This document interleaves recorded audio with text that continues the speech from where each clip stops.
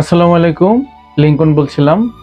আমি একটা ভিডিও দিয়েছিলাম, যে ভিডিওতে আমি বলেছি যে কিছু কৌশল অবলম্বন করলে আপনি চায়নায় যখন ট্যুরে আসবেন ট্যুরের কিছু অংশ বা কিছু খরচ উঠাইতে পারবেন। এটার রিপ্লাই হিসেবে কমেন্টসে অনেক লোক বলেছেন যে কি এমন কৌশল, গোপন কৌশল কিনা। চায়নার ব্যবসার ক্ষেত্রে কোনো গোপন কৌশল নাই। আপনি কিছু বিজনেসের আইডিয়া করবেন এবং সেই মালগুলো পাইকারি চায়না থেকে কিনবেন, চায়না থেকে শিপমেন্ট করবেন। আমরা শিপমেন্টের ব্যাপারে আপনাকে হেল্প করব।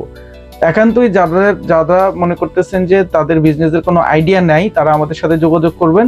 আমরা এমন কিছু প্রোডাক্ট আপনাকে বলবো কিনতে, সেটা কিনে নিয়ে এসে বাংলাদেশে সেল করবেন।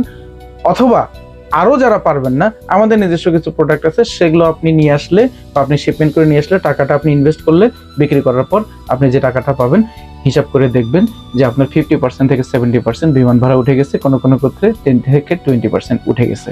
এইটাই হচ্ছে হিসাব। এইভাবে যদি যারা ট্যুরে আসতে চান, ট্যুরে আসার পর যদি 5,000 টাকাও সেভ হয়, আপনার তো সেভ হলো, আপনার তো ট্যুরে এমনিই আসতেন। এটাই বা কে কাকে দেয়। ধন্যবাদ সবাইকে, ভালো থাকবেন, সুস্থ থাকবেন।